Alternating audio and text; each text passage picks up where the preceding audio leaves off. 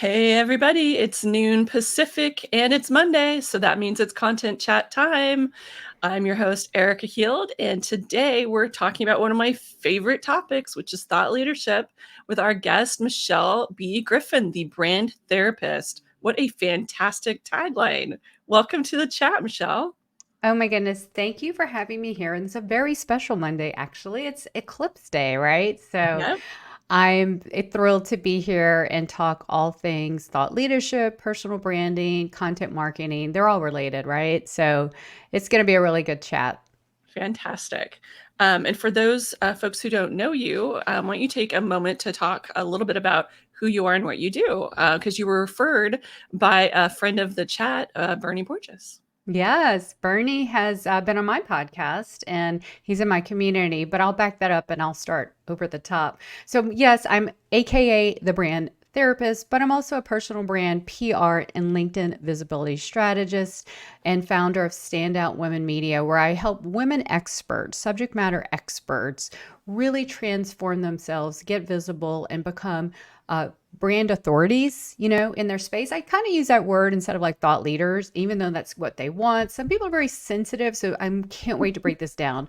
But what I do is help women really own their lane. That's the title of my book coming out in 6 months. My second book, the first one is a LinkedIn branding book, which you see both behind me. And so I really use thought leadership is really what they want to do to get to a higher thing. And I help them, craft their expertise, share, do the deep thinking and share the frameworks. But this is right up my alley. And because I absolutely love to put content out there with my podcast, my books, all the things, it's such an important part of getting our message out to ultimately create more impact and change out there. I love that. That's, such validating and rewarding work to be doing.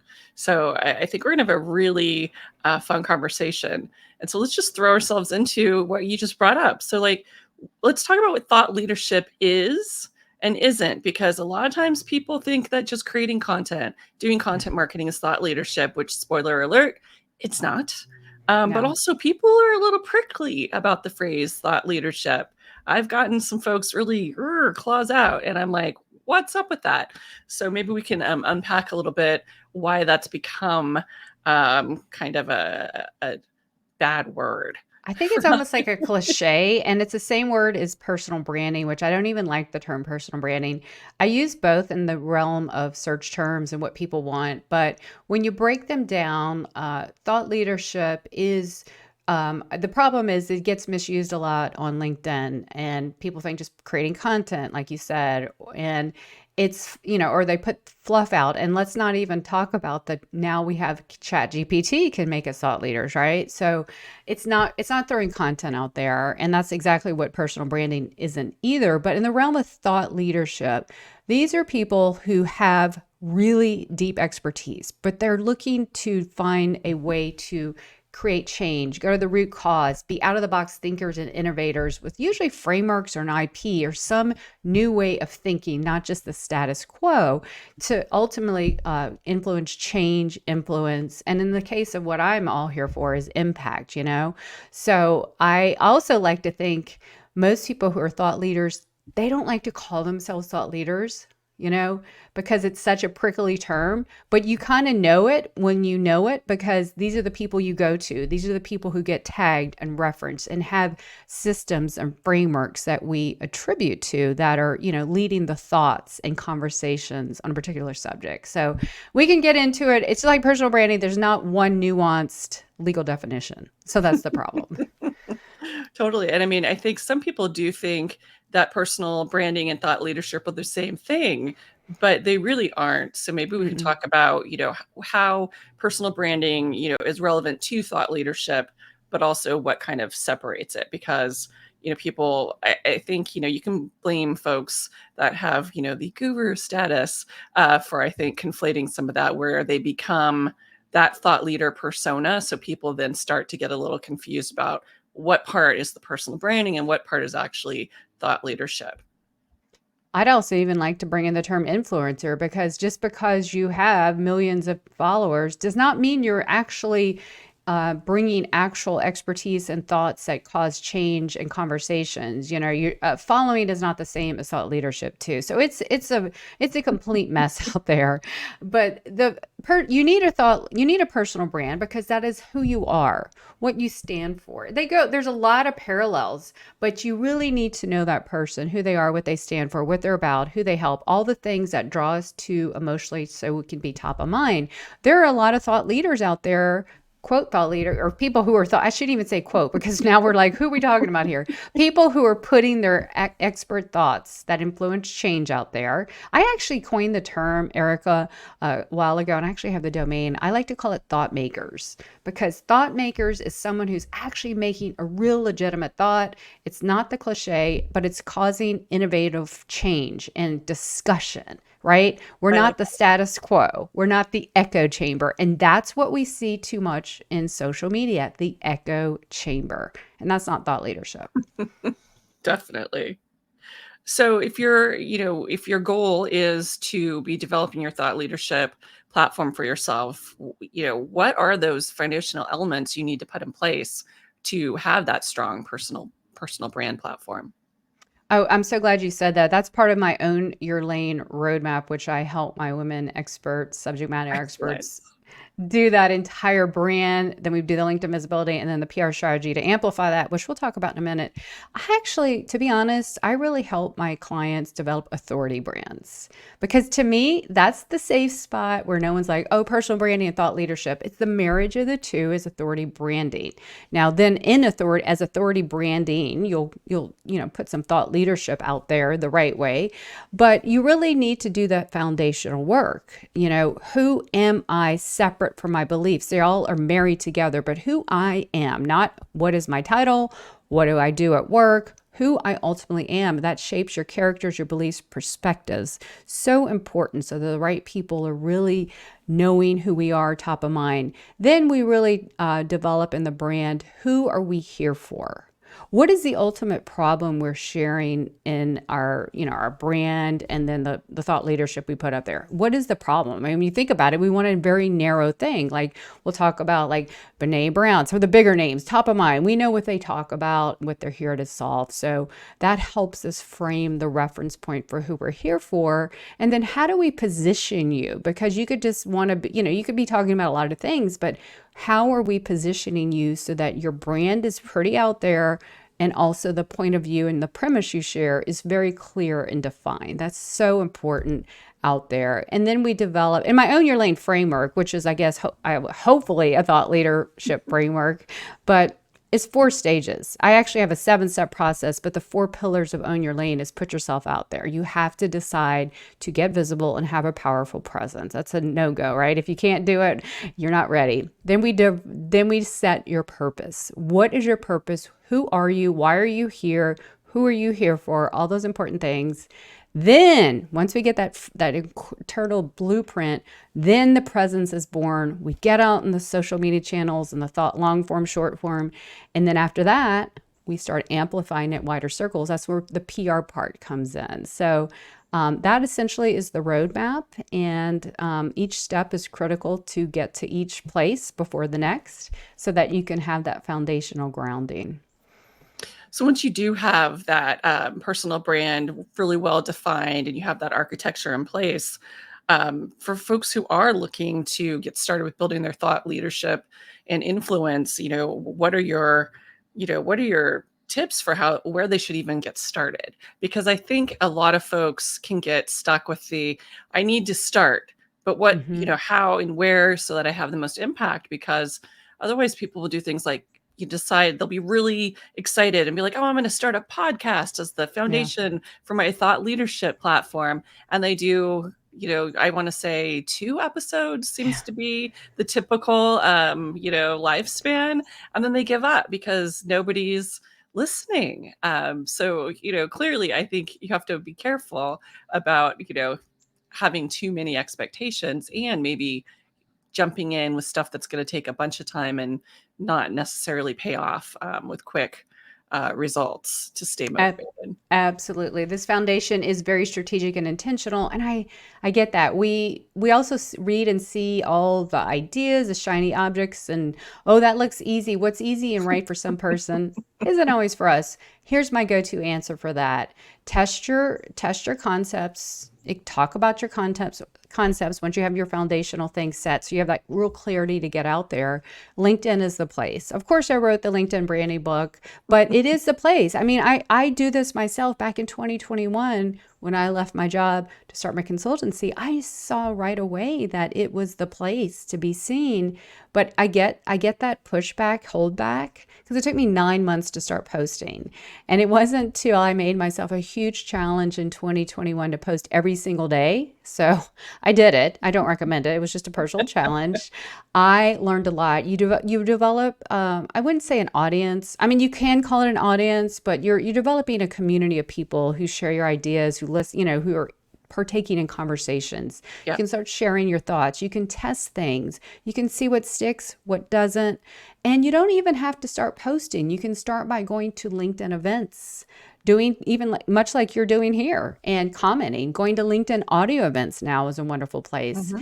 Starting a newsletter, so you get your footing. And I use LinkedIn in my work as the visibility launching pad. Plus media here. You get invited on podcasts. So your natural thought leadership is bubbles up and the right people see it. And so these opportunities and the right people happen. So you can get that tracking, get that confidence, get the clarity, get really refined. So when the time is right, you can start that podcast. And then you have people who want to listen because you Exactly. developed your community. And it's interesting because I do feel like LinkedIn has really taken the place that Twitter used to have for a lot Yeah. of folks in the professional community, because it used to be a place where you could go and have those conversations with people you didn't know who had your same interests or worked in your same industry. Whereas LinkedIn had traditionally been more of a place where you were talking to your existing network, other than Yeah. the folks who were really aggressively out there, the lion folks who, Yeah. wanted to see how many people they could get connected to before LinkedIn froze their accounts, which is kind of an interesting goal to have.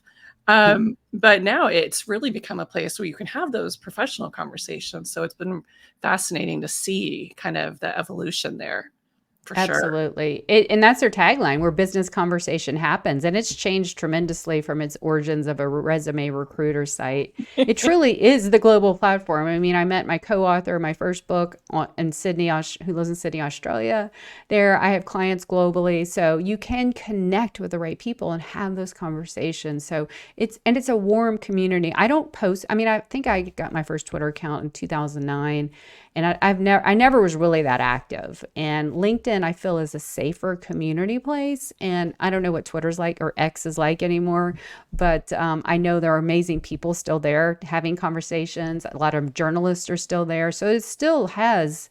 I know actually someone who's jumped on Twitter and is actually getting more feedback from Twitter than LinkedIn. So, it has to fit for you, Yeah, your industry, what you like to do. There's no one size fits all. totally.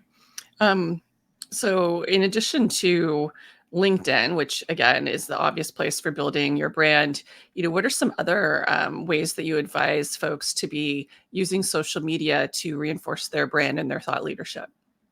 Definitely. Well, I like to take a professional approach to it, because when you build a personal brand, a lot of clients will say, I don't really want to be personal. They really push back, especially those in the expert space, right? And I say, no, no, no, it's being professional, not a typo. It's as a play on professional. You want to be personable. Like you and I are here, just chit chatting, like you would at the water cooler or cafeteria at work. You're just being personable, Yeah. not personal. But yet we still need to see a professional side. You share your expertise, because especially after the pandemic, the world just seems like we need more connection, and we crave it and we expect it. So a mixture of both, so we can really get to know who you are, and you don't have to be so robotic. So let your personality shine, but also inject what you do. So when I meet you at a networking event someday, you're exactly like I meet you and talk to you on LinkedIn. That's the true goal. And as my co-author says, that's your digital twin. And I think that's such a beautiful analogy. So, but yeah, so social media is a place where you show up, you share your expertise, share behind the scenes, your personal journey, just to help those along who you're here for. And there's always those tools that along with social media that can really amplify us that you cannot get alone, standalone, like, a podcast and a book. And those are all wonderful accompaniments, but social media is where you can go and share that too, cross-pollinate it, if you will. Exactly. It's where you can have those conversations that you would have if you had unlimited time and money Yes. and could just wander around, out in the world to see. And I apologize. I'm afraid you may be hearing a really loud snoring from my dog. Oh, no, don't worry. I've had a cat jump off in the middle of a LinkedIn Live, so I'm very pet and animal friendly, but that's great.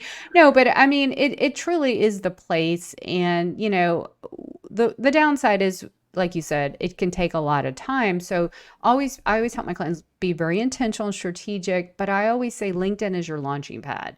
Yep. My take is have multiple visibility streams. Okay. It's rented land. We've heard that from the dawn of day, but now it seems like social media is taking back, at least even LinkedIn, some of that, but it's still the place to be. Your profile is still what I call your personal brand website. And you need to have that presence, that authority profile dialed in, because you never know who's going to who's watching you either. The Yep. people, even if you post, sometimes it's your friends or your community, but the people who want to work with you or feature you on a podcast or media, they're not, they're watching. Yep. And so it's crucial to have a presence for sure.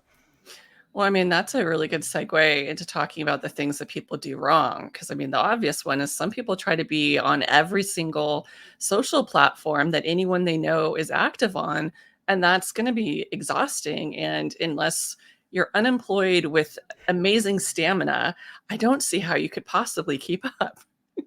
Or you hire someone, but then that's artificially not Yeah. you. And yeah, I just stay with one. I mean, 99% of my clients well, there's a few that maybe start on Instagram and they want me to help them, how do I get on LinkedIn? But they all come here because I'm working in the area I work with. This is the perfect place. But, I do know some people will, maybe start a YouTube channel later, but that content can be shared strategically.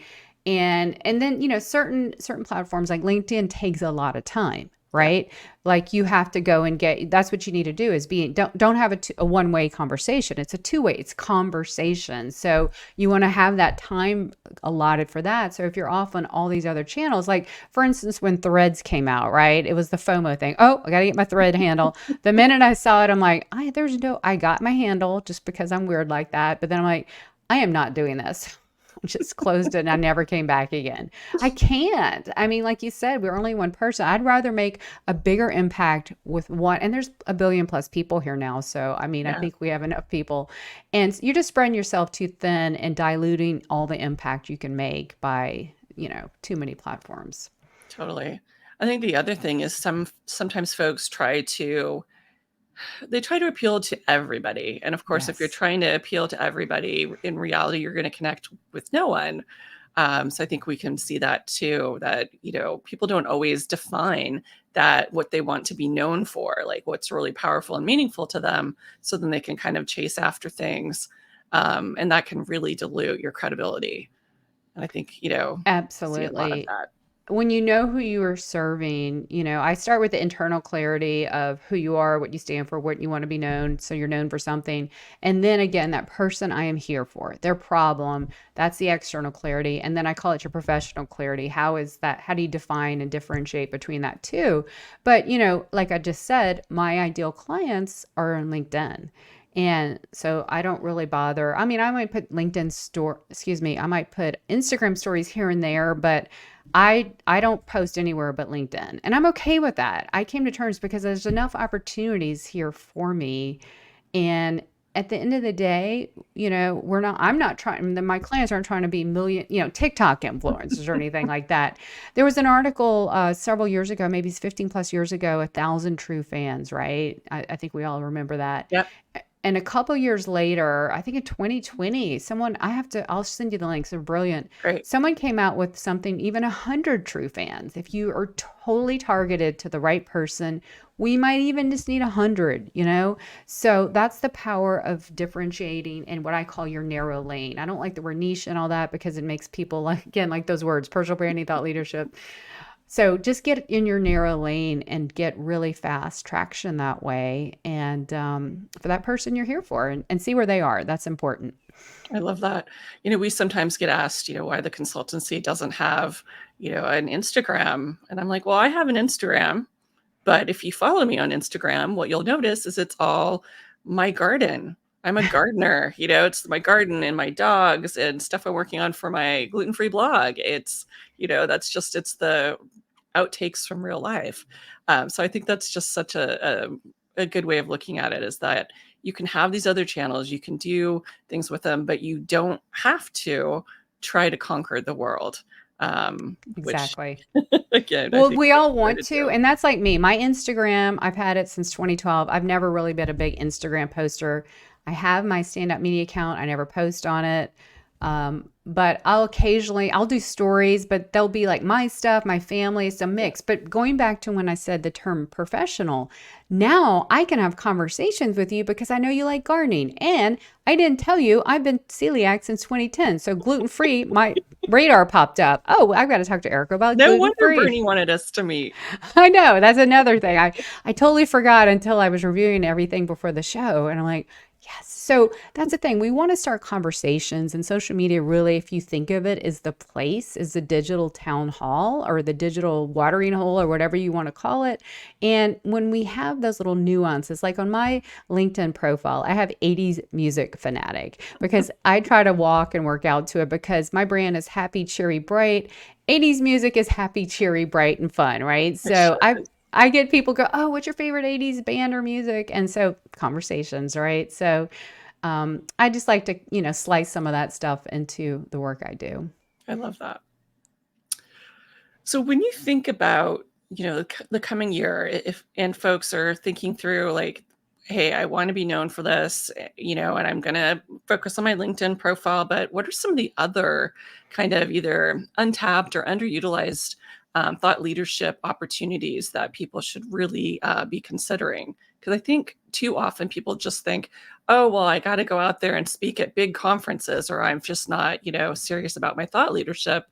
Whereas, speaking is not for everybody. And some folks may do a lot better at getting valuable speaking gigs if they've built a thought leadership Yeah. platform well in advance of going after those speaking slots. Yeah, I tend to think the speaking it's at the top of the pyramid. If you start with like a ladder effect, just like when I teach my PR, like let's start lower because you're not going to get on Good Morning America likely the day you want to say let's do PR, right? So you build up, and speaking is usually there's a lot of competition to be a professional speaker, and so that comes with honing your craft, your expertise, really getting clearer on your IP, your frameworks. So, LinkedIn is a launching pad. Maybe you start either a LinkedIn newsletter from that or one of your own, like on Substack or Beehive or one of those. That might be something. Let's go back to the thing, what lights you up? Let me give you an example. I absolutely love to write, but I'm also an over editor, over analyzer, overthinker. And so I knew if I ever had a blog, I would be sitting for hours on something that shouldn't take so long. But I also love to talk. So back in 2021, I started a podcast. And to me, I think they're fun because I don't have to sit there and edit everything. You get a glimpse of me, audio, video. I have met the most amazing people and guests all over the world. So you may not want to start a podcast, but maybe guesting on podcasts, sharing your message, your expertise on niche podcasts. They're everywhere now. Yeah. Is a great starting point. So think maybe you like making short form video. Maybe you just like to get on calls like this, use Opus clips and have some little thought leadership clips from that, right? So let's go back to what lights you up and what's sustainable first, and then let's work up the ladder. I think when we think thought leadership, like I'm going to be speaking and writing books, but as you say, that comes with time, expertise, honing your craft, and that's not where you start usually. So start small, get traction, make sure you like it. I think those are all really great pieces of advice. And I know it's just so interesting because I do a lot of executive ghostwriting, Mhm. because everybody, of course, feels like they need to have, a column because so many of Mhm. the different publications have contributor opportunities, and very very few of the executives I work with will be doing a first draft and giving it to me. Almost always I'm sitting there and I'm interviewing them and writing something that they're adding maybe some anecdotes into. So it is just interesting because a lot of people have in their head what thought leadership needs to look like without thinking through what do they love to do and what is going to be really let them shine. And Mhm. for a lot of folks it is having conversations, it is having the meaningful interactions more so than it is locking themselves in a room with an empty page and trying to Oh, write. absolutely. And that might be your thing. You just, maybe even go, when you're ready to go up that next level, maybe you just speak on a show like this or thing. Just find what works for you. But also, I would say, get the work, as I've talked about earlier, get that work in place so we know what you stand for. You're known for something, and that thought leadership you're driving change with. And then it's easier for you to get out there so that when you want to get that stair step, exactly. They're going to say, well, what do you want to talk about? Or I have this to talk about for your readers, or, not like that, but you're going to pitch it or whatever. And it's going to make a lot of sense to the right people. So I think, going back to revigorating that important ground message of what's your premise, what are you known for? What do you want to be known for? And then start small, because I think thought leadership has almost become a shiny object, Oh yeah. don't you think? And Oh people yeah. think I've got to have it. And if we take away the term thought leadership and we break it down into smaller things, then it becomes a lot more easable and attainable, but you're still driving conversations, having conversations, and hopefully influencing change along the way. 100%. Because being seen as a thought leader isn't or shouldn't be a status symbol. It shouldn't be something that makes you feel like, oh, I finally made it in my career. It should be something that happens as you pursue what you love doing. I mean, Absolutely. because if it's not, if it's just that you're chasing after it, what was your objective really for doing it? So, That's why in my Own Your Lane, it goes back to purpose. Usually when you have that light me up ideas, something sometimes even happened to you in work or something that you just believe so fully in, you always want to get out there. And it's really for others, not for you. yeah, And that's how I practice my work. A personal brand is of you, but it's for others. It's for that one person you're here for that, cause, that mission, that message, that problem you're solving for them. And then that helps you keep that momentum going. And you don't have to, you'll get up there, but you don't have to say, I have to get to USA Today or Good Morning America the next, in 2 weeks. No, that's not how it works. it's really. Yeah. No one knew Brene Brown before. She did a lot of stuff before, right? She didn't just show up one day. Well, she did eventually have that TED talk, but she didn't like it. You got to do the work before, like any athlete. You don't go to the Super Bowl, after just saying, I'm going to play football. We have to do the work, and it's a process. Taylor Swift Exactly. didn't, but, become a billionaire overnight either. So anything is a process. And just find those guardrails and just get out there little by little, and you'll start compound interest, is what I say, snowball effect, and it just grows, and then that helps you, lights you up, because you're doing, as you say, what you're meant to do and what lights you up and what you're here to help influence. Totally.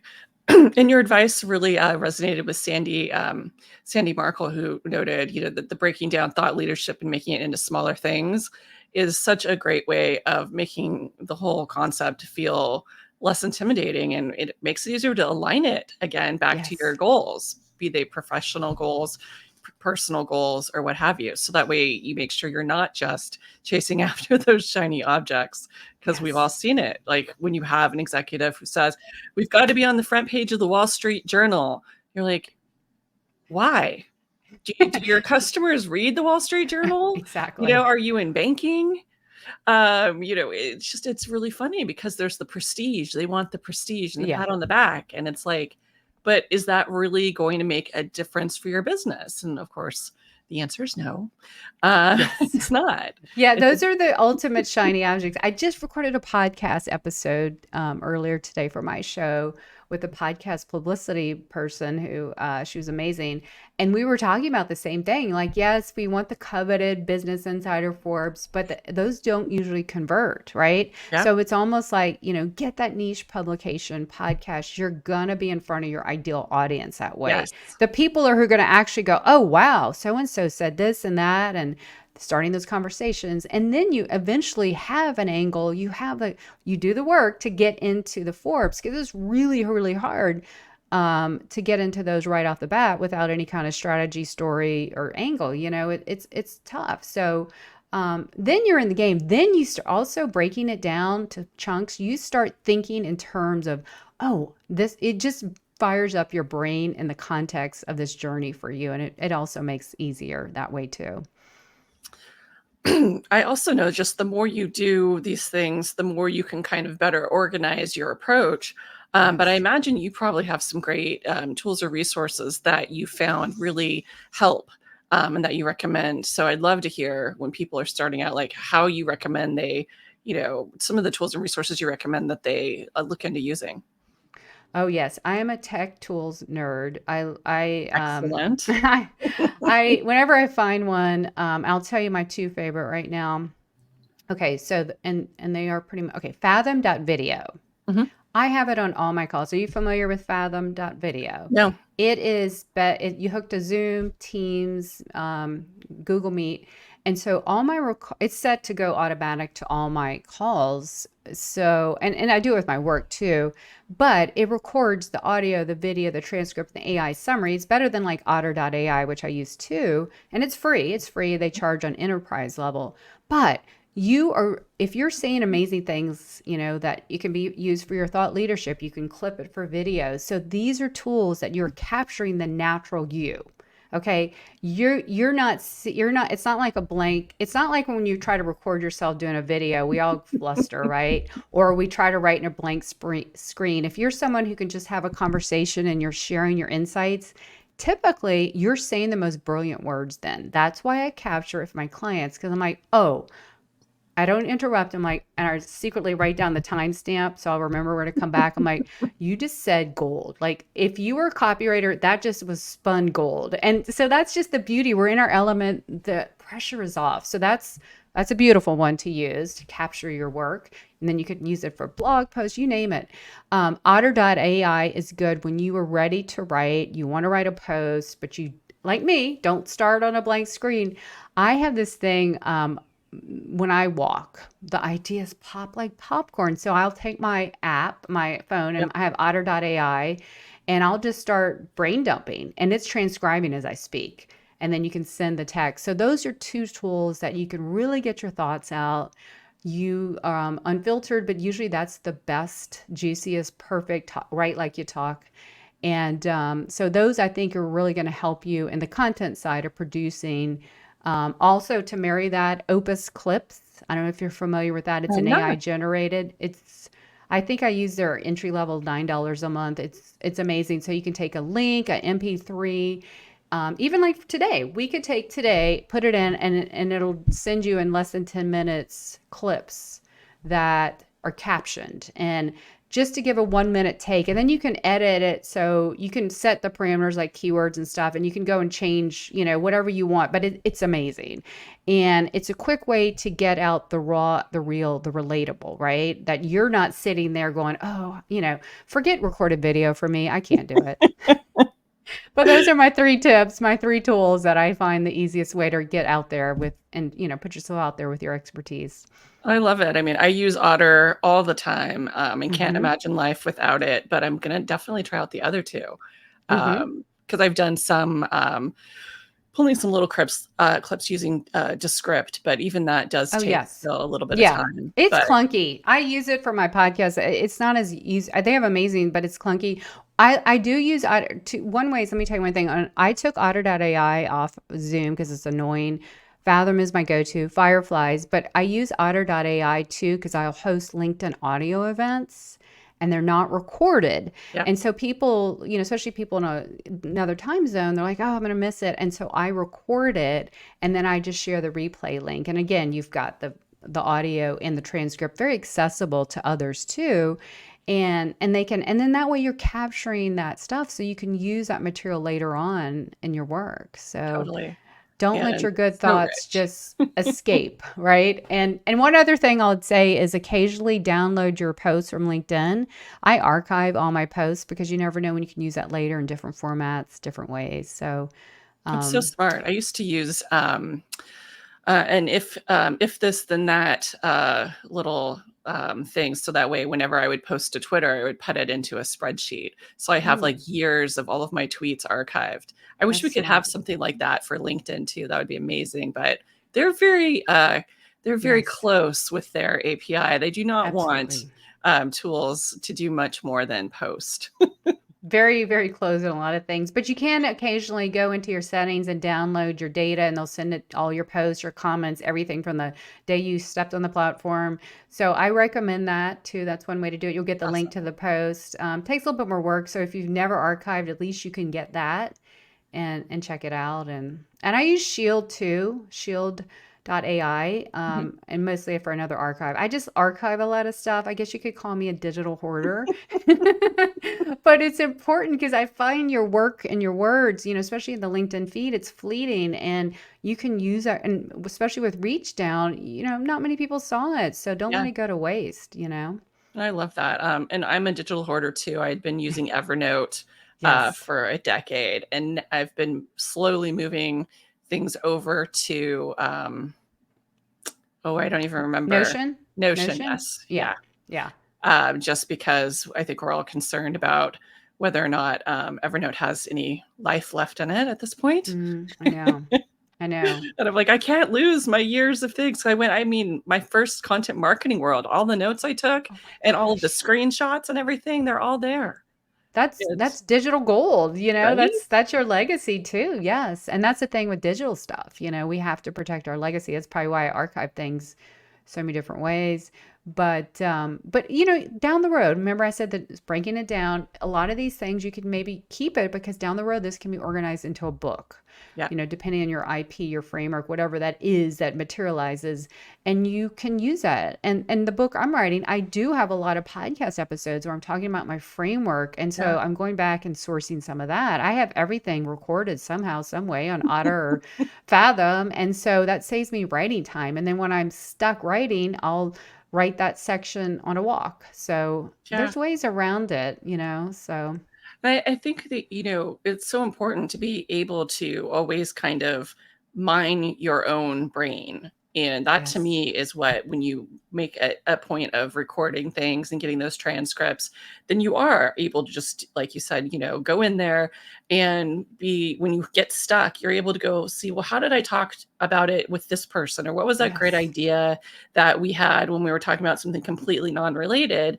And when you keep it all within any one tool, then you can use that like little fleeting bit of the thought that you have yes, and search for it versus, you can spend all day trying to remember yes, manually with your own brain. And it's so you much easier can. to just search. Oh yeah, because you know what? When you're not pressured and you're just telling someone something, those are usually when the golden words come out, and or someone will say something back to you in reflection, and like, oh, that's so perfect. So yeah, why make it harder on ourselves? The technology and the tools are practically free, and the more tools and technology come out, I feel like there's more noise and distractions, and so that's keeping us. So we almost sadly have to rely on a lot of these tools to help us keep our thoughts in one place. Heck yeah. And just to make sure that we're using our brains for the things that we need to use our brains for and that we're Yes. outsourcing the rest. Oh, okay. So I will probably be the person. I have used I use ChatGPT to summarize and stuff. I'll never let it write for me Yep. because I'm a firm believer we need more human connection, and it's taking away our critical reading, writing, thinking skills. Yep. I see that, and the funny thing is, I wish I screenshotted it over the weekend. Someone said, look, they've got AI all wrong. I don't want them to take away my writing. I love to write and be creative. I want AI to do my dishes and my laundry and mow the grass. That's where AI needs to help me. Okay. So don't take away our creativity. And that's what I'm scared of. And I'm not in the AI, I'm not a thought leader or anything, but just my humanness and my, casual user experience. I could see that being a thing. So I hope there's guardrails in place to protect that. Definitely. And, I do think AI is helpful for all those things that you don't like doing. Hmm. And you just have to figure out what the right tool is that you can hook into your processes so that can outsource some of that stuff. Because, I still remember sitting in some meeting when I was still an in-house employee, a decade ago, and having, my manager being aghast that I couldn't tell her what date and time some meeting was off the top of my head. And I looked at her and I was like, why on earth would I waste brain cells to remember something that Good my point. calendar does for me? And she Good was so point. offended, but I was like, why would I know that information? Why on Exactly. earth would I remember that? Well, if it does, it doesn't happen unless it's in my Google Calendar, and I have to Same. go back every day and go, okay, and I block off my own time for it just because it's the one place. So we all find the tool that works for us, but you're right. Let's protect our brain power and our people and our connection time for the right places, the right moments. I agree with you. 100%. Well, we do have some time left. So if we have some questions, folks who are listening live, you can go ahead and on the LinkedIn Live events page, if you type in a question, we will be able to answer it there. And on Twitter, Alec will get over any questions that our Twitter watchers are that they may have.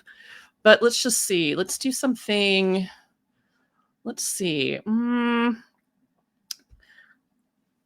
What is the most unusual kind of personal brand or thought leadership platform that you have worked with somebody to put together? So the most maybe unexpected or unusual, and you don't have to name names, but just, to give people an idea of how, thought leadership can be anything. Yeah. So I've worked with people who do it from a personal passion expertise to those who do it professional. So it runs the gamut. So I guess I should just say that you don't have to have a personal brand around your work. Like I wouldn't say it's unusual, but I have helped clients what their story was and or their personal life, and now they've created a brand and now a business around it. So I would say you don't it doesn't have to be necessarily like I'm a marketing consultant, I'm going to make my thing. No, I have clients that I've helped. She has two neurodivergent children. We created her whole brand and business. I have another client in Australia. She ran off in midlife for a year and now is writing a book and has a whole brand around a grown-up's gap year. And that was her take, but I helped her bring that to life and everything. So her book's coming out in 2 months. That's And so so cool. yeah, and everyone I tell that was her. I didn't help her coin that term. She had that. She had the domain. She's brilliant. But I helped her put it all together. And everyone I tell that, they're like, oh, wow. So I can't wait for the book to come out. And we've carved out our platform. So that was her story. But then she's also married it with her professional life too. So I guess if you're ready to, if you have an important story, message, or expertise that can help someone, don't feel like it's limited to just like, oh, I'm going to, a professional expertise. It can be in the realm of helping. I guess that could kind of be B2C, B2B. You don't have to be a B2B. If you're helping people, and I also help women, founder brands who have, own their own businesses. That's another area to really bring your brand out. One particular client, she's pretty known here. She wants to expand her business, but she also wants to start speaking in her industry. And that is the way to start doing it. Starting small, starting regionally, building up. And now she's, appearing on national, and she's had an international opportunity too. So again, it keeps stair stepping up. But traditionally I stay in the expertise space, but it's not limited to the profession as well. Like that. And it's interesting too, mentioning that a lot of times it can be folks who have a small business, but then they are thinking about, well, how can I impact more people? How can I inspire them and things like that. But it's like when you have an opportunity to make a choice as a consumer, even in your own community, yeah, you might sometimes just go to the store closest to you for whatever it is that you need. But you're also in the back of your mind, you start to think about the stores where the great story from that owner, about the team. Like we have a specialty grocery store here in Sacramento called Cordy Brothers that I think has been around since the 50s. And they share the stories, like when they go to Italy to source things, they share like about their travels and who they met and the stories behind the producers that they bring into their cute little store. And we don't shop there every week, but we go there every quarter to buy specialty items because we know that they care. And so Yes. just I think it's interesting too how when people focus on creating that kind of personal brand and becoming a thought leader in that way, it can really support even a very traditional family business. Absolutely. It can, yeah, you can do it in anything. And they develop that emotional story and the connection. So they're top of mind. And here you are telling me this story. So that's the power of that, right? So, yeah. So just because you are a brick and mortar store, and there's ways to differentiate and there's ways to tell your story and draw that emotional connection so you're top of mind for the right people who want to come to you. So absolutely don't feel like you have to, just be a consultant or whatever. You can get out there, put yourself out there and, craft that brand emotional connection and tell the stories and then put content about it. Really, I am finding people want the behind the scenes, Yep. People want to know, why do we think reality shows are so popular for the last 20 years, right? Because people love to are so interested in others. And then when you have a strategy around it with your products and services, it all makes sense. So you're creating that brand affinity and then you become top of mind for what you want to or to drive it to your business goals. So but yeah, so this is a wonderful way to market your business: personal branding, founder branding, authority branding, right? Putting yourself out there, sharing who you are, what you're known for or want to be known for, and having some kind of premise perspective that's different and unique to twist it into more of a thought leadership, done the right way in service to others to solve a problem. That's what it's all about. And goodness, it all goes back to that connection point you and I both believe in, right? Human connection. So that's why I love what I do. Absolutely. That's what it boils down to.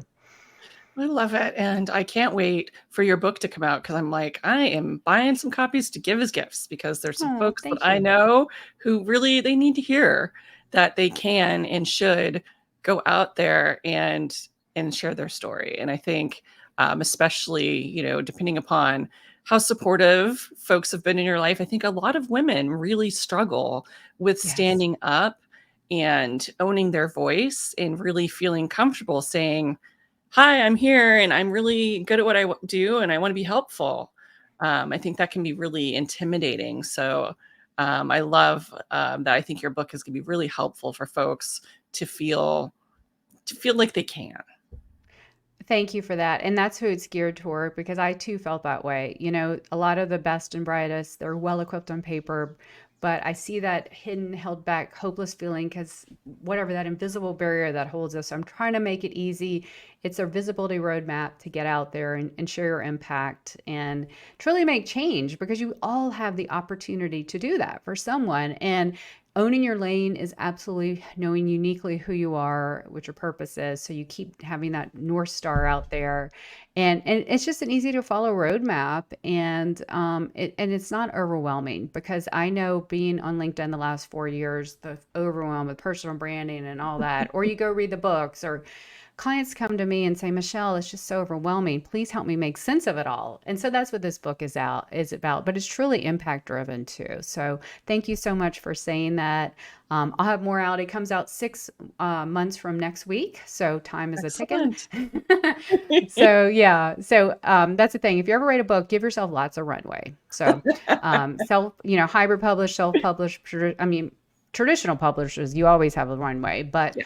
um, You definitely got to have a lot of runway because there's a whole fun promotional strategy and branding around that too. But it's what I love to do, and it's a wonderful way bringing it full circle to at the top of the food chain for thought leadership. So, I love that. um, And, when the book comes out, we'll have you come back and talk actually about book promoting, because I feel like there are a lot of folks who are really going to tap into doing self publishing, because it's yes. such a great way to be able to share what you know and to just give, put tools like workbooks and Hmm. strategies and frameworks out there in a really tangible way Hmm. to really help other people. So we'll definitely have you come I would back love to that. share. Thank you. Yeah, no, I saw the difference it made when the first book came out 18 months ago, and that was a co-authored book, Mhm. and personal and business branding and LinkedIn. This one's all my framework that I developed 5 years ago, and that's what I do with my clients. A lot of them are authors. They're either had a book that never really saw light of day much, and so we help them revigorate it with their brand now and getting out there. But book promotion is a big fun part of what I do. In fact, when we were writing the other book, I just wanted to do the promotional strategies. I'm like, "Oh, I have to write the book." But it's fun. No, but it needs to be said. And it's a wonderful way to show your authority, of course. So I would love to. So let's do it. I've had so Fantastic. much fun talking, and we off camera we're gonna have to talk about gluten free. Maybe not, maybe that's another off topic subject, but I love that you do flowers and gluten free too. So very cool. Awesome. So where should folks go if they want to keep tabs on you? Do you have a website, or is LinkedIn the best place? No, well, LinkedIn, of course, connect with me. Tell me you saw me here. I would love to, hear. I always love to know where people find me. And also, everything directs, even my standoutmedia.com, everything directs, or the hub is michellebgriffin.com. And the B stands for brand. So, michellebgriffin.com, links to my books, podcasts, I have a LinkedIn personal branding community. That's where Bernie connected us. It's just got rebranded a week ago to the PYOT, Put Yourself Out There community. Love Just a that. side note, if you notice, LinkedIn has kind of shied away from the LinkedIn for the term creator. Mhm. And so this has lightened the load. It really does help those people who are on the sidelines. And so it's a peer supported community of 1,700 of us. So you can join that. And I also have a resource on my website about how to put yourself out there. It's my PYOT pyramid. So lots of resources they can go check out. And I would love to hear if you saw me here. I just love connecting with people in general. I love that. And we'll include links to all of those things in our recap, which we'll probably have done by early and next week. So stay Okay, tuned for thank that. you. And thank you This so is, much for being our guest today. This was so much fun. I agree. I love chatting about all things content, thought leadership, branding. So thank you so much. And we'll be chatting again about gluten free, but thank you again and have a great rest of your day. Okay. Thanks. You too. Bye, everybody. Bye.